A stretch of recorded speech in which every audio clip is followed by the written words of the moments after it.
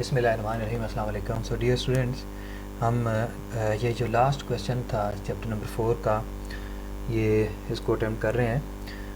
और ये जो क्वेश्चन है ये 2 बार पूछा गया है, 2013 में, 2014 में, गुजरांवाला बोर्ड में 2013 में और लाहौर बोर्ड में 2014 में।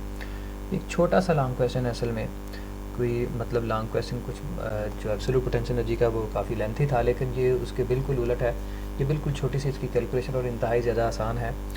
तो लेकिन बहरहाल इसको का बाद दफ़ा शॉर्ट में भी अगर पूछा जा सकता है। हम इसको एक लॉन्ग के व्यू से देख रहे हैं और लॉन्ग के व्यू से अटैम्प्ट कर रहे हैं। अगर शॉर्ट में पूछा जाता है तो आपने जस्ट डेफिनेशन और इसका फार्मूला लिख देना है, यानी आपको डेफिनेशन लिखवाऊंगा और उसका साथ फार्मूला और साथ उसकी वैल्यू लिख दे, तो वो आपका शॉर्ट का पोर्शन पूरा हो जाएगा। लेकिन अगर लॉन्ग में आता है तो फिर उसको जिस तरह से मैं भी पूरा शुरू से लेकर आखिर तक जो लिखूंगा वो सारा आपको याद रखना पड़ेगा। तो इसकी हमने जस्ट 4 हेडिंग्स बनाई हैं। सबसे पहले हम इसकी डेफिनेशन करेंगे। क्वेश्चन क्या है? Define escape velocity, write its formula and value for earth's surface. तो हमने एस्केप वेलोसिटी को डिफ़ाइन करना है और उसका फार्मूला डिराइव करना है और उसकी वैल्यू बतानी है फॉर द सरफेस ऑफ अर्थ। तो इसकी हमने 4 डिफरेंट हेडिंग्स बना दी हैं। नंबर 1 पे डेफिनेशन ऑफ एस्केप वेलोसिटी आ जाएगी। नंबर 2 पे एक्सप्लेनेशन ऑफ द फिगर, हम एक फिगर ड्रॉ करेंगे, उसको थोड़ा सा एक्सप्लेन करेंगे। नंबर 3 पे कैलकुलेशन ऑफ एस्केप वेलोसिटी आएगी और नंबर 4 पे जो हम फार्मूला डिराइव कर लेंगे, फिर उसमें हम वैल्यूज़ पुट करके उसके पैरामीटर्स की एस्केप वेलोसिटी की वैल्यू निकालेंगे। तो उसको भी हमने एक हेडिंग की फॉर्म दे दिया है। तो शुरू करते हैं। सबसे पहले हम इसकी डेफिनेशन करते हैं। जी तो स्टूडेंट्स हम एस्केप वेलोसिटी को डिफ़ाइन कर रहे हैं, तो मैं इसको थोड़ा सा एक्सप्लेन कर लेता हूँ, बाद में आपको डेफिनेशन बड़ी आसानी से समझ आ जाएगी। लेट्स से हमारे पास एक बॉडी है और वो सरफेस ऑफ अर्थ के ऊपर पड़ी है। लेट्स से कि ये अर्थ है, ये उसका सेंटर है और ये एक बॉडी है जिसका मास m है, और आप उस बॉडी को सरफेस ऑफ अर्थ से थ्रो करते हैं। डेफिनेटली यहाँ पे आप उसको स्पीड देंगे, उसको वेलोसिटी देंगे थ्रो करने के लिए। यहाँ से थ्रो करने के लिए आप उसे जितनी वेलोसिटी देंगे वो उसकी इनिशियल वेलोसिटी कहलाएगी। और अगर आप इस इनिशियल वेलोसिटी की वैल्यू इतनी रखते हैं कि ये बॉडी ग्रेविटेशनल फील्ड से बाहर चली जाती है, अर्थ के ग्रेविटेशनल फील्ड से ये एस्केप आउट हो गई है, बाहर चली जाएगी, तो फिर यही इनिशियल वेलोसिटी जो आप उसको प्रोवाइड कर रहे हैं, जो उसको आप दे रहे हैं, उसको थ्रो करने के लिए आउट ऑफ द ग्रेविटी, वो उसकी इनिशियल वेलोसिटी उसकी एस्केप वेलोसिटी कहलाएगी। तो ये इसकी डेफिनेशन है, बड़ी सादी सी डेफिनेशन है, आसान सी है, कि ऐसी वेलोसिटी जो सरफेस ऑफ अर्थ के ऊपर किसी भी बॉडी को दी जाए ताकि वो बॉडी अर्थ की ग्रेविटेशनल फील्ड से बाहर चली जाए, तो उस वेलोसिटी को एस्केप वेलोसिटी का नाम देते हैं। तो इसलिए हमने इसकी डेफिनेशन लिखी है, the initial velocity of a body given to it to throw it out of the gravitational field is called escape velocity. यानी ऐसी वेलोसिटी आपको जो सरफेस ऑफ अर्थ के ऊपर किसी बॉडी को देनी होगी, इतनी वेलोसिटी हो कि आप उसको जब थ्रो करें तो वो out of the gravitational field चला जाए, तो वो बॉडी की उस पोजीशन पे सरफेस ऑफ अर्थ के ऊपर उसकी एस्केप वेलोसिटी कहलाएगी। हमने इसकी कैलकुलेशन करनी है, तो यही हमारी इसकी फिगर है। इसको एक्सप्लेन कर लेते हैं। लेट्स से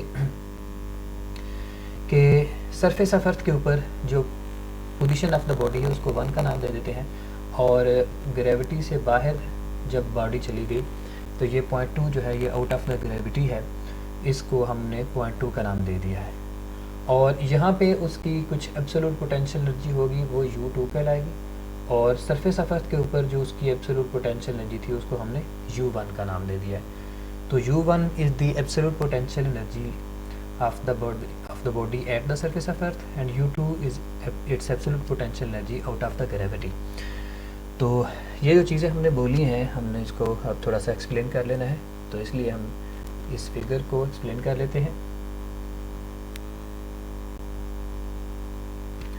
जी तो स्टूडेंट्स, हमने इस फिगर को एक्सप्लेन किया किस तरह से, कि let consider a body of mass m lying on the surface of earth. आप साथ लिख देते हैं एट पोजीशन 1।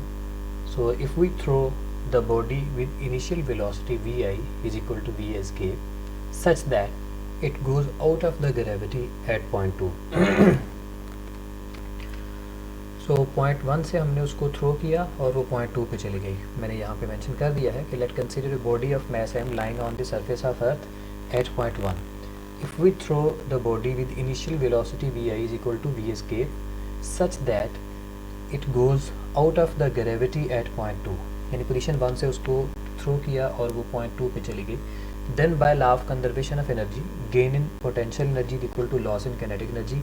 डेफिनेटली जब नीचे से आप कोई चीज़ थ्रो करते हैं तो उसकी पोटेंशियल एनर्जी जो है वो बढ़ती जाती है, लेकिन काइनेटिक एनर्जी कम होती जाती है। तो इसलिए हम law of conservation of energy इसके ऊपर अप्लाई कर सकते हैं। तो गेन इन पोटेंशियल एनर्जी किसके इक्वल आएगा, U2 माइनस U1, ये फाइनल पोटेंशियल एनर्जी आएगी और ये इनिशियल। तो इसको हम लिख लेते हैं that will be equivalent to U2 minus U1, ये उसकी गेन आ जाएगी। ये कौन सी पोटेंशियल एनर्जी है, एब्सोल्यूट पोटेंशियल एनर्जी है, ये ज़हन में रखें। तो लॉस इन काइनेटिक एनर्जी किसके बराबर है, वो है जी हाफ mv² के, लेकिन साथ हम ESC लिखेंगे जिसका मतलब है कि that is the escape velocity. अब हम एब्सोल्यूट पोटेंशियल एनर्जी के फार्मूले सीख चुके हैं। फार्मूला हमने एक ही फार्मूला था एब्सोल्यूट पोटेंशियल एनर्जी का फार्मूला हम लॉन्ग क्वेश्चन में, पिछला जो लॉन्ग क्वेश्चन था उसमें हमने सीखा था। मैं फिर से दोहरा देता हूँ कि वो बराबर था U equal to minus G into capital M into small m over r। और r जो था वो आपको याद होगा, हमने बोला था कि वो सेंटर ऑफ अर्थ से डिस्टेंस होता है बॉडी का। यहाँ पे चूँकि उसका सेंटर ऑफ अर्थ से जो डिस्टेंस है वो किसके इक्वल है जी, वो बराबर है रेडियस ऑफ अर्थ के बराबर, यानी r की वैल्यू यहाँ पे कैपिटल R के बराबर है। तो U1 की बात कर रहे हैं, अगर U1 की वैल्यू लगाते हैं तो वो उसकी वैल्यू आएगी minus G capital M into small m over r, ये मैंने लिख दी वैल्यू U1 की। और U2 की जो वैल्यू है वो किसके इक्वल आएगी, ये देखें वो बराबर आएगी minus G capital M into small m over infinity, क्योंकि जो पॉइंट 2 है उसका distance from the centre of earth यहाँ से यहाँ तक का जो डिस्टेंस है सेंटर ऑफ अर्थ से पॉइंट 2 का जो डिस्टेंस है वो इन्फिनिटी के बराबर है। तो इसलिए इसमें r की जगह पे आप इन्फिनिटी डालेंगे, तो इन्फिनिटी पुट कर दिया तो something over infinity is equal to 0। तो इसलिए U2 जो है वो 0 के बराबर आ जाएगा। ये वैल्यू जो है U1 की हमें मिल गई, वो बराबर है minus G capital M into small m over r, और U2 की ये वैल्यू आ गई। तो ये दोनों वैल्यूज इसमें यूज़ कर लेते हैं।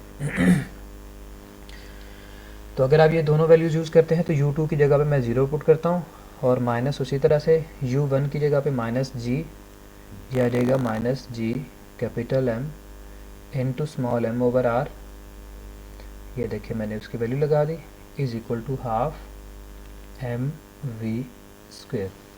सॉरी, यहाँ पे हम एक हेडिंग लिख सकते थे कैलकुलेशन की, ठीक है, gain in potential energy is equal to loss in kinetic energy. इसके बाद आप हेडिंग लिख सकते हैं यहाँ पे, इस जगह पे आप हेडिंग डाल दें कैलकुलेशन की।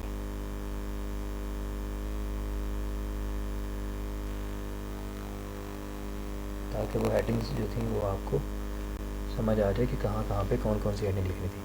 तो ये कैलकुलेशन हम कर रहे हैं law gain potential energy equal to loss in kinetic energy.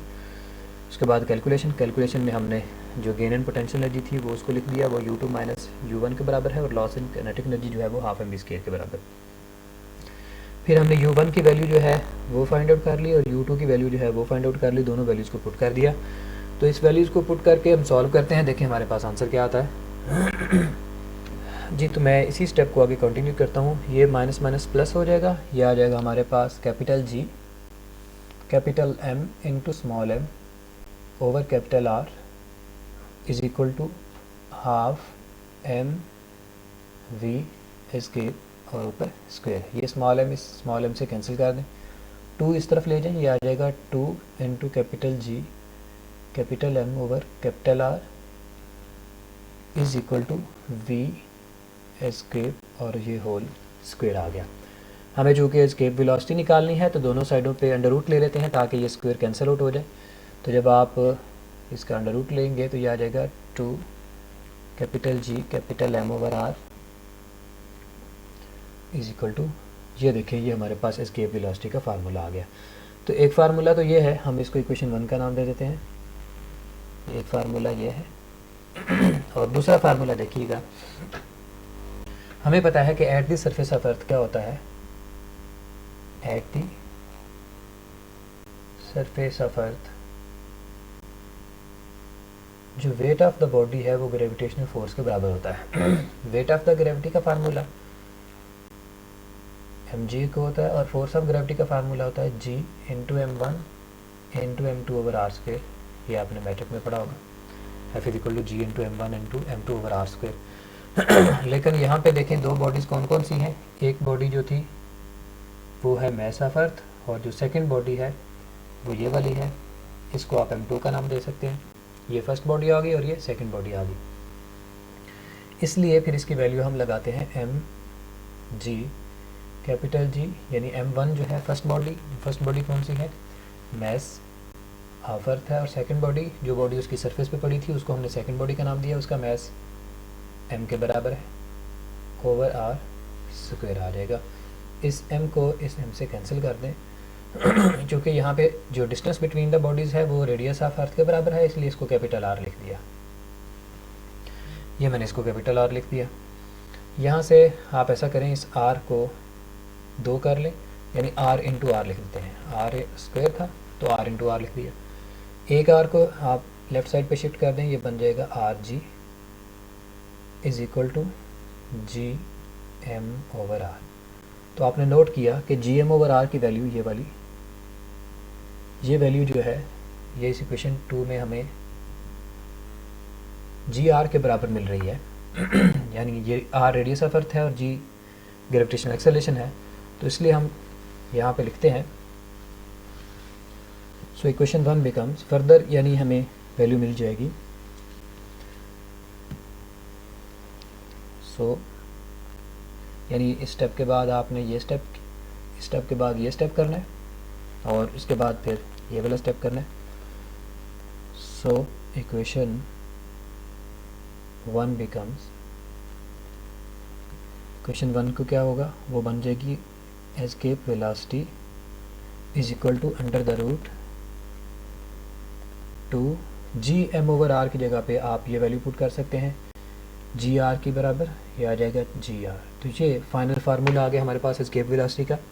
दोनों ही फार्मूले बाज़ दफ़ा पूछे जाते हैं, ये वाली फार्मूला भी पूछ लिया जाता है और ये वाला फार्मूला भी।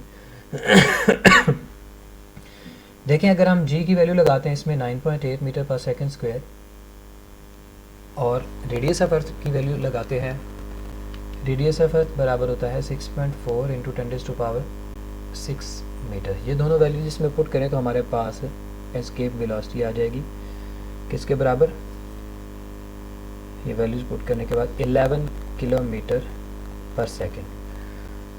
सो यहाँ पर इसका आप लास्ट हेडिंग भी लिख सकते थे, फार्मूला एंड इट्स वैल्यू। यहाँ पे स्टेप से पहले फार्मूला एंड इट्स वैल्यू, ये देखें, ये इसका फार्मूला आ गया है और ये इसकी वैल्यू आ गई है। तो that is the value of the body escape velocity at the surface of अर्थ। तो इस फार्मूले से हमें पता चलता है कि जो एस्केप वेलोसिटी की वैल्यू है वो बॉडी के मास पे डिपेंड नहीं कर रही, बल्कि खाली कैरेक्टरिस्टिक ऑफ द प्लैनेट पे डिपेंड करती है कि किस प्लैनेट से आपने उसको थ्रो किया है। तो इसलिए जो डिफरेंट बॉडीज़ होती हैं हमारे पास, डिफरेंटली हेवनली बॉडीज़ जो हैं या डिफरेंट जो प्लैनेट्स हैं, तो उनकी जो एस्केप वेलोसिटी की वैल्यूज़ है वो उनके नेचर पर डिपेंड करती है। डेफिनेटली देखें तो हमें पता चलता है कि उनके मास पे डिपेंड करती है, और अगर हम उनकी डेंसिटी को कांस्टेंट मानते हैं तो उनके साइज़ पे डिपेंड करती है। जितना प्लैनेट का साइज़ बड़ा होगा एस्केप वेलोसिटी की वैल्यू उतनी लार्ज होगी। तो ये थी कैलकुलेशन और हमने उसको पहले डिफ़ाइन कर चुका है, और मेरे ख्याल में इसके बाद ये क्वेश्चन जो है वो ख़त्म हो गया। तो ये मुख्तसर सा क्वेश्चन था, तो आप उम्मीद है कि इसको इंशाल्लाह याद रखेंगे।